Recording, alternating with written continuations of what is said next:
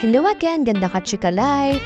Andito na naman po tayo para po magbigay ng showbiz updates sa mga paborito nating artista.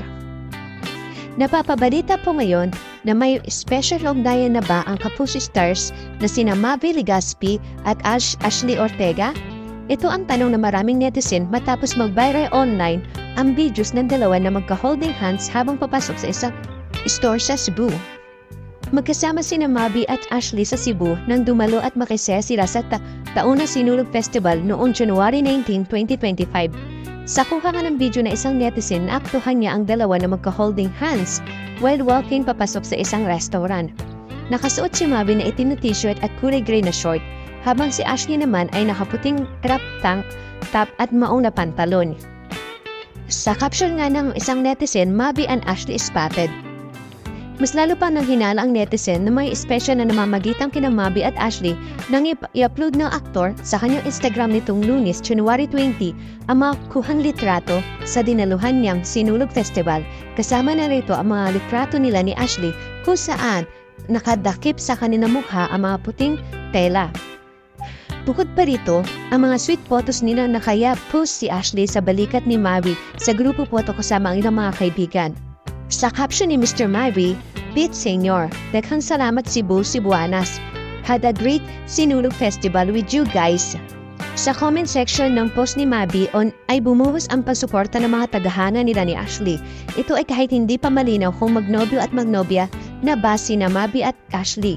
Gate kasi ng kanilang fans, parehas namang single ang dalawa matapos mahiwalay sa kanilang mga karelasyon. Si Mavi ay sa ex-girlfriend niya si Kailin Alcantara, habang si Ashley naman ay matagal na rin hiwalay sa ex-boyfriend niya, politician si Mayor Mark Alcala, Lucena City, Quezon. May komento naman ang mga netizen. Bagay sila, maganda si Ashley ganda ng face niya. Request pa na isa, super bagay kayo ni Ashley. Sana magkasama kayo sa teleserye, yung romantic comedy ang story. Mensahe pa na isang komento, we love you both, Ashley Ortega and Mavi Legaspi. Hard lunch na. Sabi ko na nga ba't may gusto si Mavi kay Ashley? I watched the sarap, diba, nina Ashley at Lian. Yung may paghawak si Mavi kay Ashley. Sabi ko, balang araw magjowa ang dalawang ito. Nangyari nga, dagdag pa ng isang komento. Samantala, wala pa namang nilalabas na confirmation ang Ashley at si Mavi Legaspi. Kim Shu, ibinahagi ang bagong ayos na Cebu House. Nga po, isa na talaga po si Kim Shu sa mga pinaka-successful na celebrities sa panahon ngayon. Patunay dito, ang kanyang panibagong project, ang na-renovate niyang bahay sa kanyang hometown sa Cebu. Kamakailan, bumisita si Kim Shu sa Cebu upang ipagdiwang ang Sinulog Festival at magpasaya ng kanyang mga kababayan. Bukod sa makulay na pagdiriwang, marami rin siyang pinagkakabalan sa kanyang pagbisita. Sa kanyang Instagram, nagbahagi siya ng highlights ng kanyang stay. Isa sa mga ito, ang moment na nasa loob siya ng kanilang bagong ayos na bahay na talagang napakaganda. Bukod pa riyan, binisita rin ni Miss Kim Shu ang puntod ng kanyang yumaong ina at syempre hindi rin nawala ang kanyang pagsama sa float parade. Kung saan nagbigay siya ng saya at kilig sa kanyang mga fans.